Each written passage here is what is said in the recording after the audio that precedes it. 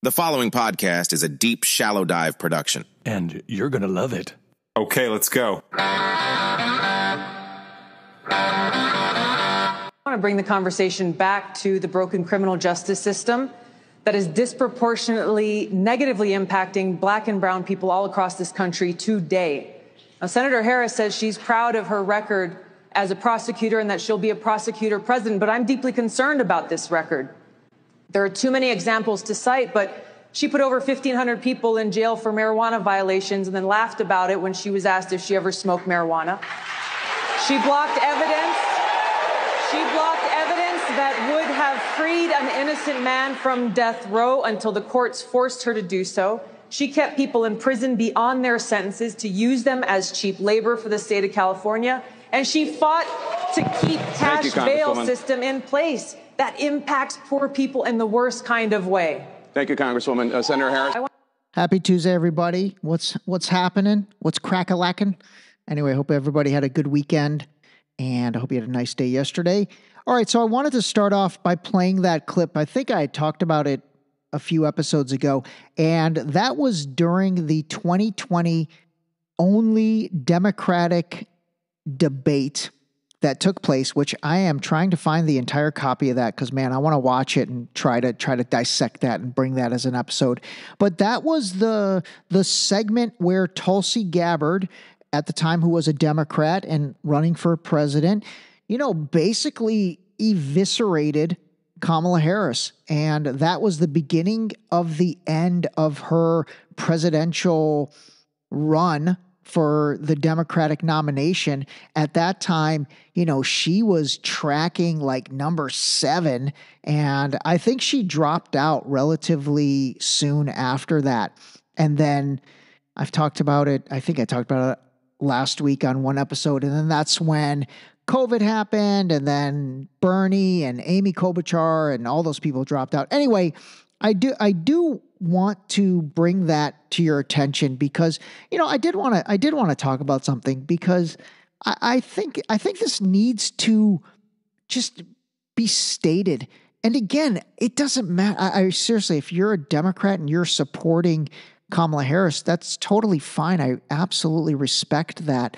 But I will say this clip I'm going to play for you next from comedian Andrew Schultz. This guy's pretty funny. And he was on Charlemagne the God's podcast or vice versa. No, I think Charlemagne was on his podcast.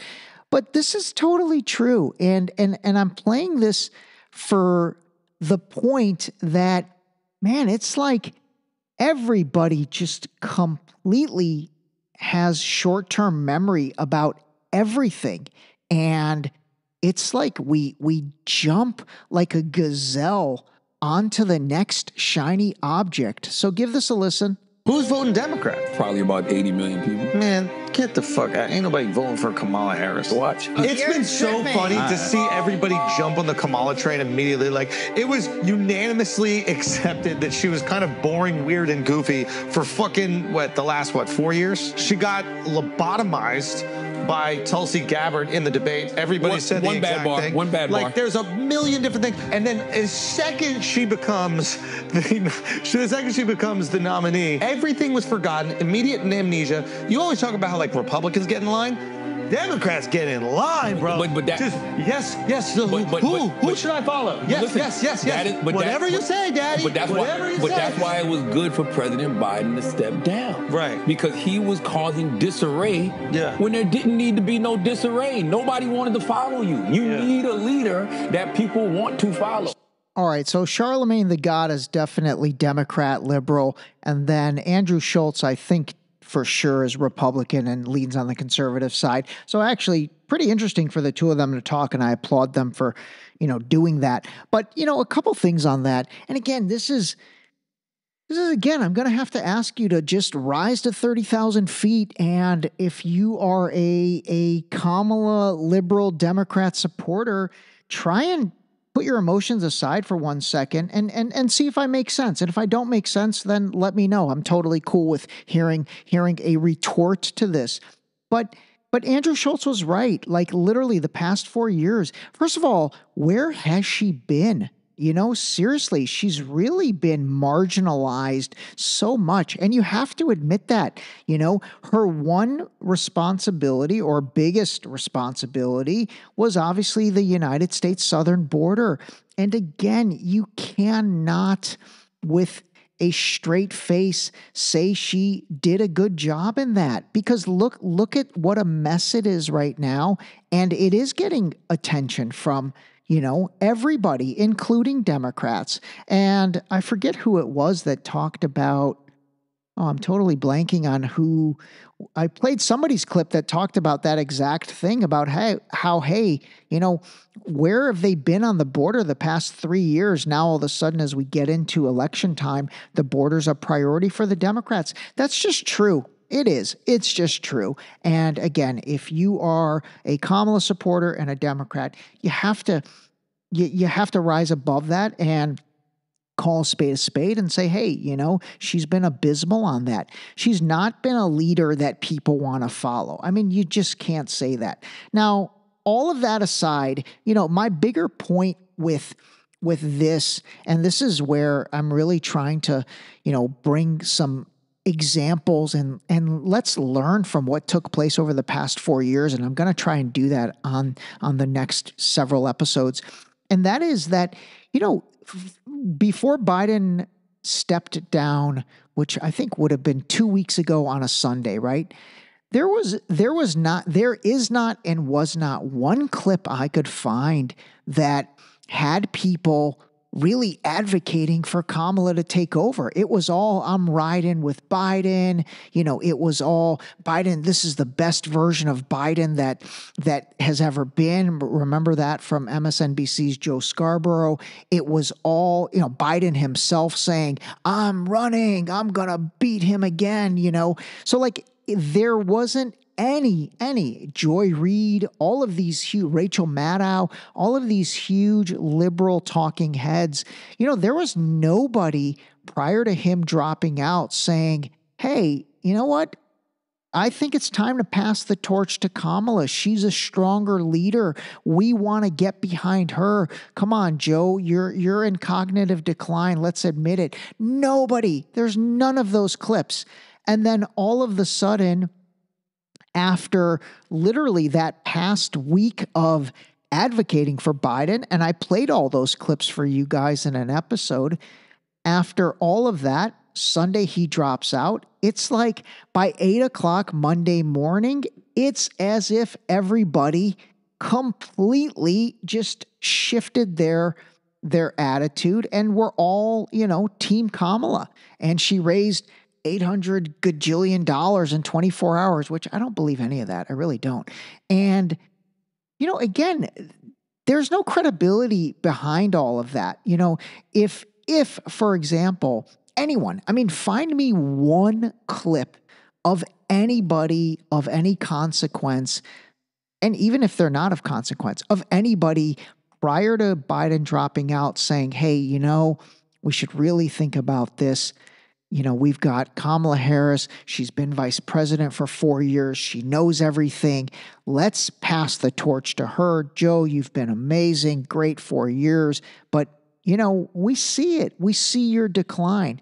There's not one clip out there like that. So when the script flips like that, it's just weird to me. It is. It's just weird to me. And again, it shows a real lack of integrity and critical thinking into that issue. All right. So anyway, I did want to kind of start off with that. And then on the flip side, I'm going to say this, and then I'm going to come back to the Democrats. Then I look at the way the Republicans are running stuff. And I will say this, I think J.D. Vance is a plant. I absolutely think J.D. Vance is a plant. The more I've studied up on this guy, and I've talked to some folks that I know in the Midwest, ironically in Cincinnati, that both know him personally and also kind of really understand his whole background. He absolutely is somebody that is being been groomed and placed into this position and it's by the new young billionaire class. And by young, I mean, I'm talking in their 50s. And that's that whole PayPal mafia, the guys that founded PayPal and have gone on to do so much. I'm talking about, obviously, Elon Musk, Peter Thiel, David Sachs, all these venture capital, private equity, big tech guys from Silicon Valley. These guys all, for the most part, I don't know if they all lean conservative Republican, but several of the big ones do. Peter Thiel being the biggest. Elon now obviously is all supportive of Trump, although he's had his issues with Trump, so I wouldn't say he's always been on that side. But these guys have J.D. Vance picked, and they've placed him into this position. They absolutely have placed him into this VP slot for Trump. Prior to 2022, when he became senator, he literally had nothing to do with politics. So I think this plan of planting J.D. Vance into someone that potentially, and we'll see if I'm right over the next many years, could be president of the United States, I think that absolutely was started by that new billionaire class, and they're like, okay, we need a guy on the Republican side that's going to be our guy, and JD's one of them. He absolutely is one of them, if not the one. So I think that has all been manufactured on the Republican side. Kamala Harris is supposed to, switching back to Democrats now, Kamala Harris is supposed to announce her choice for VP, and there's a lot of talk about it being Pennsylvania Governor Josh Shapiro. And that guy, Josh Shapiro is the Democratic version of J.D. Vance. He's another plant. He absolutely is someone that's being placed into, this VP role for specific reasons.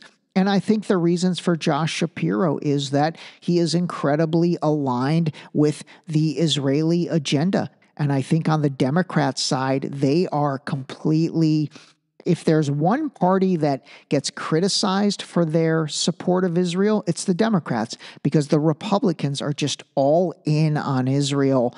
And again, that goes back to the Christianity concept, which, if you didn't get a chance to listen to the episode Friday with Hannah Smith, I think it was a really good one, and she shed light on this Christian Zionism and this Christian nationalism, and that really is rooted in the Republican Party.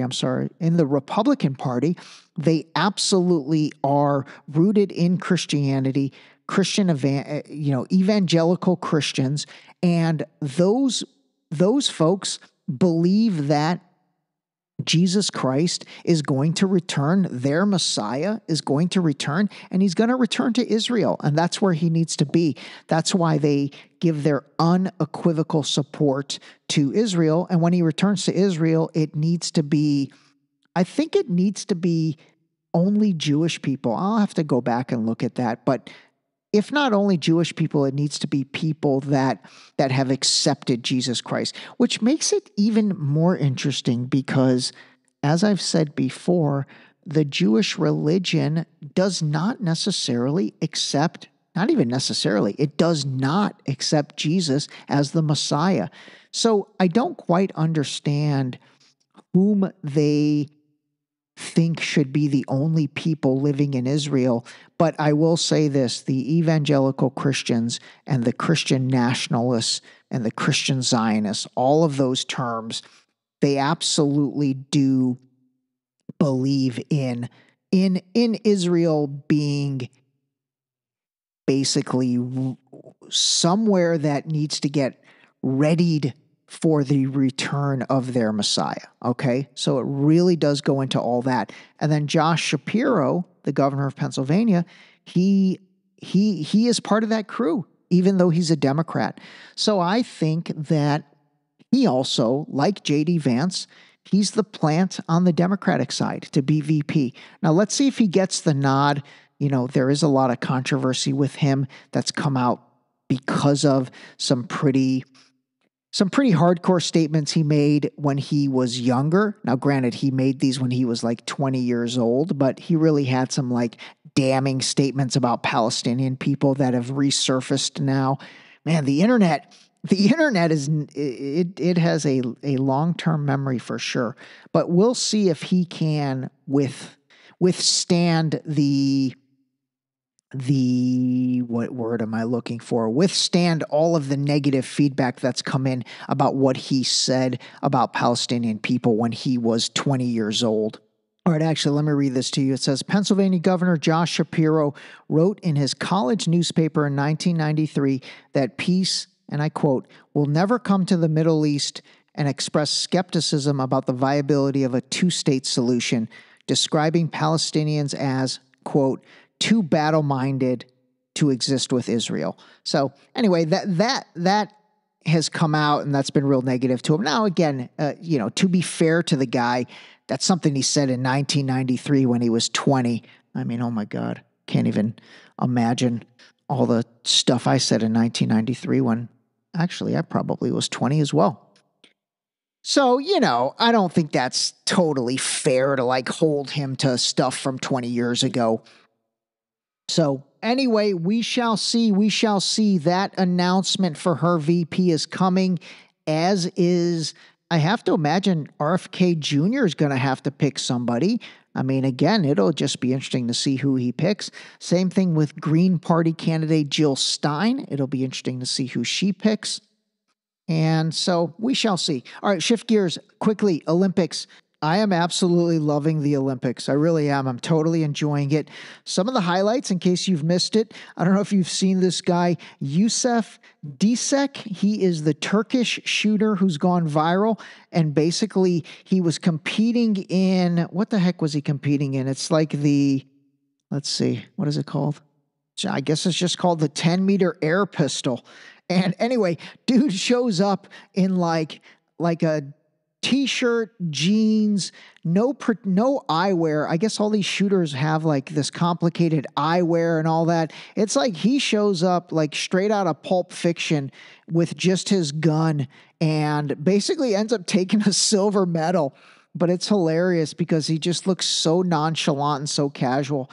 So there were a lot of funny memes. Dude has definitely gone viral, and he is a credit to Gen X.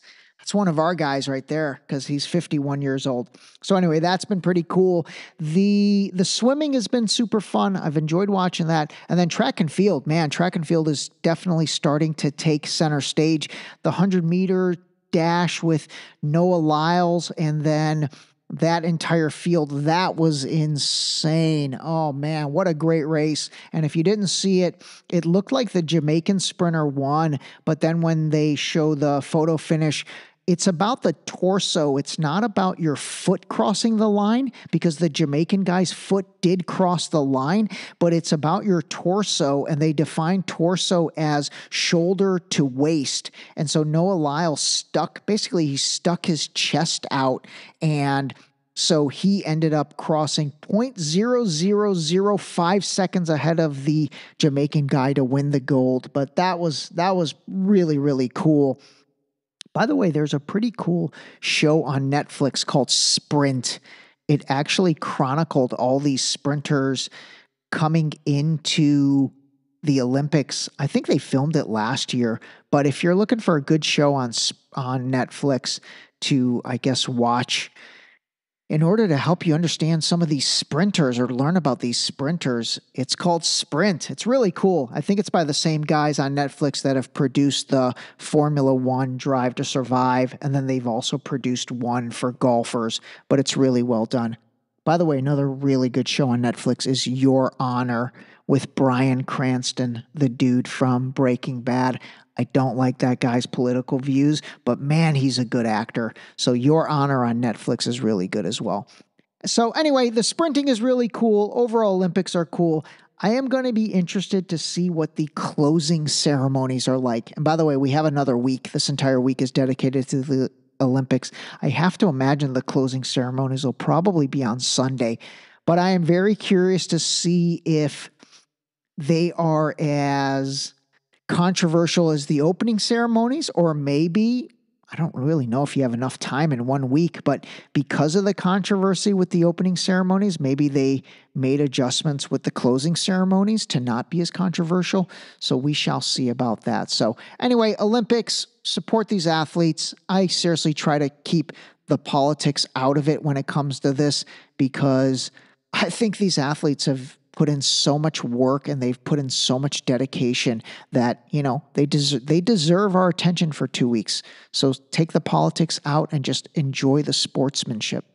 All right, speaking of world-class athletes, your boy on Saturday logged 27,673 steps, a total of 13.07 miles. I burned 3,625 calories, and I had 258 zone minutes, meaning I moved a lot on Saturday. That was a run, solid workout at the gym, bunch of errands around my place, just a lot of activity. So I want to reinforce movement, people. It's all about movement. I'm telling you, the more you can incorporate moving into your daily routine, and honestly, the only way to do it is to track it. You've got to track your steps, and not even on your phone. That just doesn't work. It doesn't create the right state of mind. I'm telling you, you have to trust me on this. Like when you wear a Fitbit or wear your Apple Watch or wear your Garmin or your Samsung or something that is tracking your steps, it's just different. It creates a much more, active state of mind about the concept of getting out and moving. And I'm telling you, like, it ends up affecting your decisions. And I've said this before, but I'll say it again. I literally park as far as I can in parking lots because I'm like, all right, let me get a bunch of steps in and do that. So like, it really, really does affect you when you are actively tracking your steps. And the only way to do that is by wearing something on your wrist, because it's always in your mindset when you do that. It's just not in your mindset when you're thinking you're tracking your steps on your phone. So anyway, keep moving. We gotta be fresh. No, we've gotta keep in good health. All right, last thing for today. Let me just summarize some of the things that I think could happen and that are happening.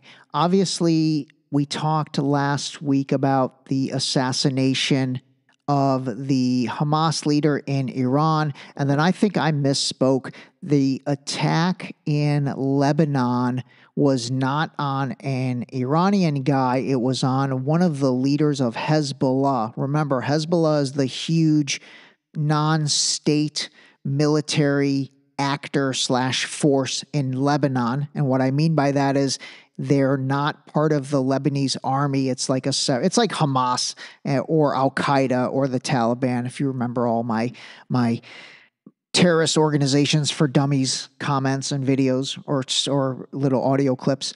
But anyway, Hezbollah is a real force. And so last week, in addition to the Israelis taking out the Hamas leader in Iran, they took out a top Hezbollah leader in Beirut, which is the capital of Lebanon. So now you have Israel poking Iran and Lebanon, the two biggest and strongest powers in the Middle East, being the Iranians and then Hezbollah, which is that faction in Lebanon. So keep an eye out. I think something is going to erupt. I really do. These guys will probably need to smack back at Israel, and then that is going to require the United States to come to their aid. So that was that. That is something's going to happen there. The stock market had a huge drop yesterday. That was kind of based on the Japanese yen. And so let's see if there is another, financial crisis that comes, but just prepare yourself. I think the road is going to get rather rocky. So let's kind of see what happens. As far as this week goes, I'll definitely release 1 or 2 guest interviews, maybe even 3 in total. And then if you did not get a chance to listen to the one I released on Friday with Hannah Smith, I think it's a really good one. You know, she really talks about this concept of Christian nationalism and Christian Zionism. And I think she does a nice job of helping you understand what that is, especially considering that's how she was brought up. So obviously there's credibility there. All right, last plug for the day. I'm continuing to get really great reviews on the book, Deep Shallow Dive Into You. I know I don't really talk about it that much because I don't want to be cheesy and like talk about the book all the time, but it's a good read. It really is a good read. And especially for the summer, and especially considering we've got, you know, possible tumultuous situations coming. So I think it could actually give you, you know, a balanced or another set of perspectives to file away in your mind. So check out the book. You can get it on Amazon.com, barnesandnoble.com, or if you order directly from the website, I'll even sign it and send it to you. And then if you get a chance and go on Spotify and Apple Podcasts and leave me a review, that would be much appreciated. If you're not ready to do it yet, I totally understand. Do it when you're ready. That's about it. All right, everybody, call a spade a spade. How many children do you have? 23, 22 baby mother. Real bad man. This episode was brought to you by the new book, Deep Shallow Dive Into You, available now on Amazon and Barnes & Noble in hardcover and paperback. Don't forget to sign up for our new mailing list on our website at deepshallowdive.com.